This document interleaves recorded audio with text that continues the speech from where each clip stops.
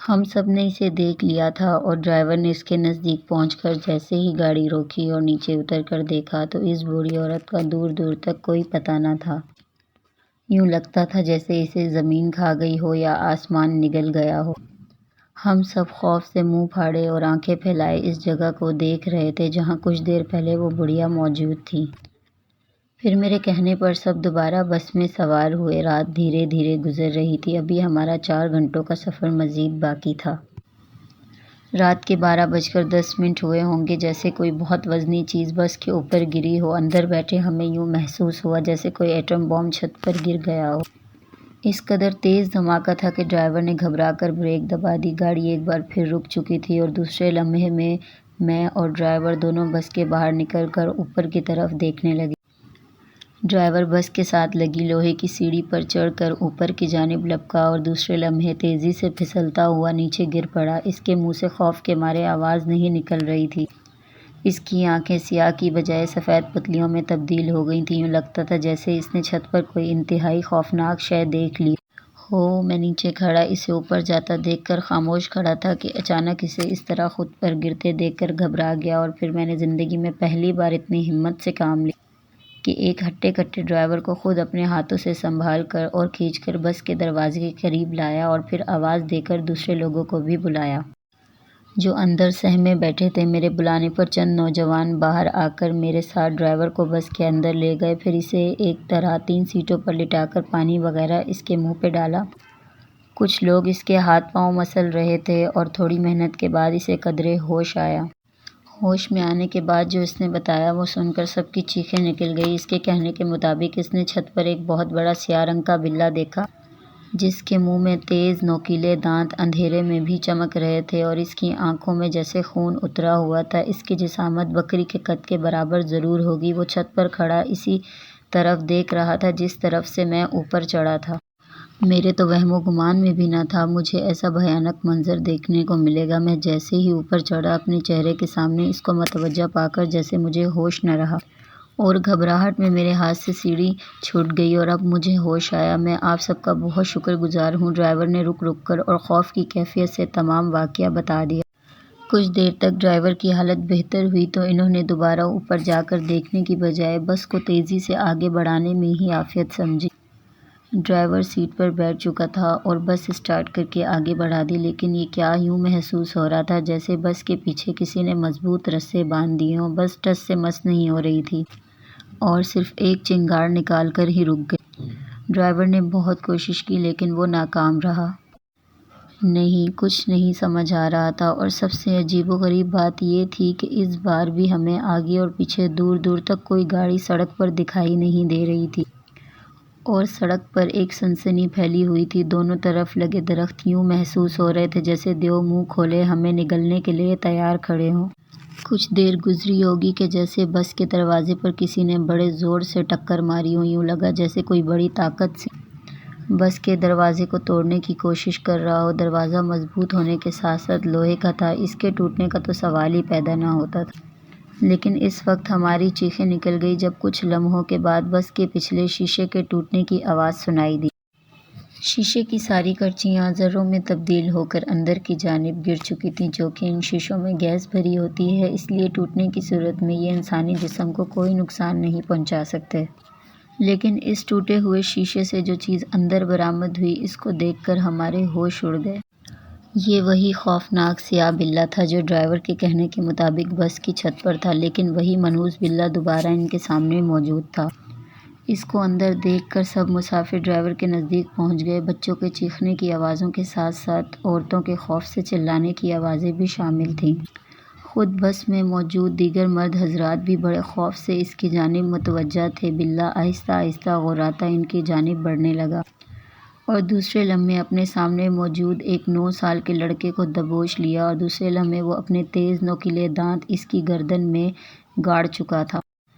بس میں ایک ہلچل مچ گئی۔ بچے کے والدین رونے پیٹنے لگے، لیکن بلّا شاید بہرا تھا اس لیے اس کے چلانے کا اس پر کوئی اثر نہ ہوا اور دوسرے لمحے اس نے اس بچے کی گردن سے ایک بڑا گوشت کا نوالا اپنے دانتوں سے نوچ لیا اور ان کے سامنے کچر کچر چبانے لگا۔ اس کی باچھوں سے خون ٹپک رہا تھا، ہماری سانسیں جیسے ہمارے حلق میں اٹک کر رہ گئی تھیں۔ اس بلے کے جسم پر ایک بھی سفید بال نہ تھا۔ جیسے جیسے وہ گوشت کھا رہا تھا ویسے ویسے اس کی آنکھوں کا رنگ سرخ سے سرخ ہوتا جا رہا تھا۔ اس کے پنجوں کے ناخن اس معصوم بچے کے جسم کو بھنبوڑنے میں لگے ہوئے تھے۔ اچھی طرح گوشت کھانے کے بعد اور پیٹ بھرنے کے بعد اس بلے نے دوبارہ ہماری طرف دیکھ کر گرانا شروع کر دیا۔ یوں لگتا تھا جیسے اب وہ کسی اور بے گناہ کو اپنا شکار بنائے گا۔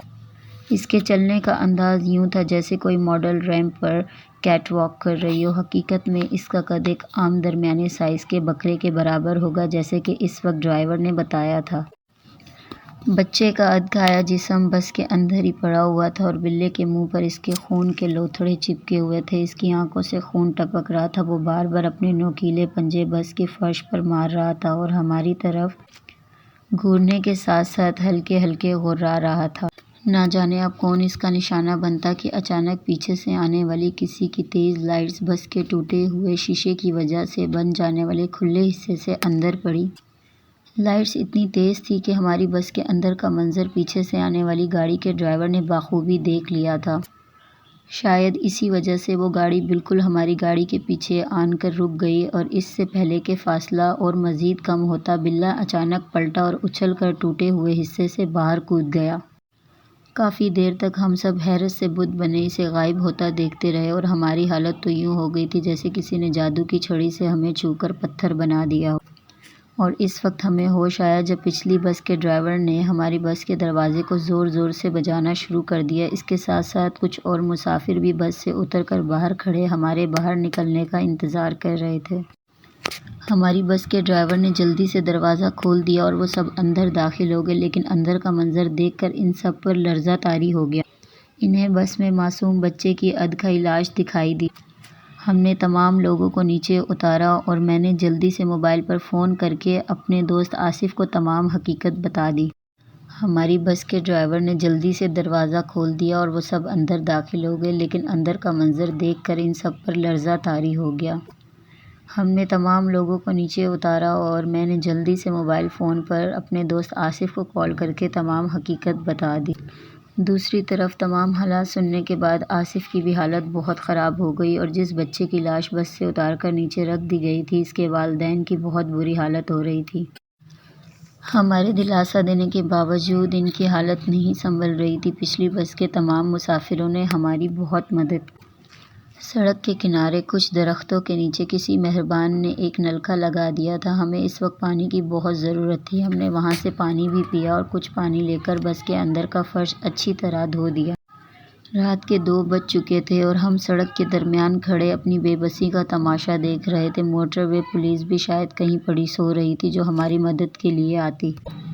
ہم نے مدد کے تحت سب سمیٹنے کے بعد اپنا سفر دوبارہ شروع کر دیا۔ بچے کی لاش کو ہم نے پچھلی بس کے مسافروں کے کہنے پر وہیں درختوں میں ایک بڑا سا گڑھا کھود کر دفنا دیا تھا۔ ظاہر ہے اس کی حالت ایسی ہو رہی تھی کہ جب تک ہم منزل مقصود پر پہنچتے وہ مزید خراب ہو جاتی۔ نہ جانے اس خوفناک بلے کے منہ کے لعاب میں کیسی تاثیر تھی کہ جہاں جہاں سے اس نے بچے کے جسم کو کاٹا تھا وہاں کا گوشت نیلا پڑ گیا تھا اور اس میں چھوٹے چھوٹے کیڑے بھی کلبلانے لگے تھے۔ بہت دردناک اور دل دہلا دینے والا منظر تھا کہ ایک اچھا خاصا انسان بھی برداشت نہ کر سکے۔ اس لیے بچے کے والدین کو سمجھانے پر بھی اس کی لاش کو وہیں دفنانے پر راضی ہو گئے۔ بس فراٹے بھرتی سڑک پر دوڑتی جا رہی تھی اور اس کے پچھلے حصے سے ہوا بہت زور سے اندر داخل ہو رہی تھی۔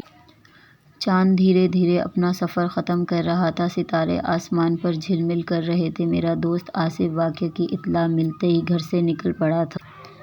تمام مسافر خصوصاً عورتیں تو ایسے ایک دوسرے سے چمٹی بیٹھی تھیں جیسے ان میں سے اگر کوئی الگ ہوئی تو وہی خوفناک بلّا پھر ان پر حملہ کر دے گا۔ لیکن اللہ اللہ کر کے ہمارا سفر منزل کے قریب ہوتا جا رہا تھا اور 30-35 منٹ کے بعد ہم اپنی منزل مقصود پر پہنچنے والے تھے۔ ہم نے تمام لوگوں کو تاکید کر دی تھی کہ شادی والے گھر کسی کو بھی اس بات کی بھنک نہیں پڑنی چاہیے تاکہ ہم خوشی سے شادی بھگتا کر واپس لوٹ سکیں۔ سب نے سر ہلا کر اس کا اقرار کیا اور مجھے کسی قدر اطمینان ہو گیا تھا، لیکن جو رات ہمارے ساتھ گزری تھی اس کو تصور کر کے میرے ساتھ ساتھ بس کا ہر شخص خدا کا لاکھ لاکھ شکر ادا کر رہا تھا، جس نے انہیں زندہ سلامت اپنی منزل مقصود پر پہنچنے کا موقع فراہم کیا۔ شاید ہم میں کوئی اللہ کا نیک بندہ ایسا ہوگا جس کی وجہ سے ایسا ممکن ہوا، ورنہ یہ تصور کر کے تو میرے بدن کے رونگٹے کھڑے ہو گئے تھے۔ قصہ مختصر، ہم شادی کے گھر خیر و عافیت سے پہنچ گئے۔ وہاں پہنچنے کے چند گھنٹوں بعد آصف بھی ایک ٹیکسی میں پہنچ گیا، لیکن اس کو ایک طرف لے جا کر میں نے خاموش رہنے کی تاکید کر دی تھی کہ واپسی پر میں اسے تمام واقعات تفصیل سے بتا دوں گا۔ وہ نہ چاہتے ہوئے بھی اپنے جذبات کو بڑی مشکل سے روک پایا۔ شادی کی تمام رسومات سے فراغت کے بعد دوسرے روز ناشتہ سے فارغ ہونے کے بعد ہم بڑی خاموشی سے اپنی واپسی کے سفر کے لیے نکل پڑے۔ راستے میں نے آصف کو تمام واقعات تفصیل سے بتا دیے۔ میری بات سن کر اس کے منہ سے ایک طویل سانس نکلی اور اس نے جو کچھ کہا اسے سن کر میں حیرت سے اس کے منہ کی طرف دیکھنے لگا۔ جی ہاں، اس کے منہ سے یہ الفاظ نکلے، بے شک صدقہ ہزار بلاؤں کو ٹالتا۔ مجھے حیرت سے اپنی طرف دیکھتے ہوئے اس نے میرے کندھے پر ہاتھ رکھ کر کہا، جب تم سب بارات کو لے کر گھر سے نکل گئے تو کاموں میں مصروفیت کی وجہ سے میں صدقہ کے طور پر لایا ہوا کالا مرغا دولہے کے سر پر سے وار کر نہیں چھوڑ سکا۔ شاید یہ سب کچھ میرے ایسا نہ کرنے کی وجہ سے آیا ہو۔ اس نے ہوا میں نظریں ٹکائے ہوئے بے خیالی کے لہجے سے کہا، اور میں جو بڑی حیرت سے اس کے منہ سے نکلے ان الفاظوں پر غور کر رہا تھا، خود بھی جلدی جلدی یوں سر ہلانے لگا جیسے اگر مجھے ایک لمحے کی بھی دیر ہو گئی تو وہی منحوس اور خوفناک بلّہ کہیں مجھ پر حملہ آور نہ ہو جائے۔ کوشش کریں کہ کبھی کبھی اپنا اور اپنے گھر کے دیگر افراد کا صدقہ وغیرہ دیتے رہا کریں۔ اللہ تعالیٰ ہمیں ہر قسم کی آفت سے محفوظ رکھے، آمین۔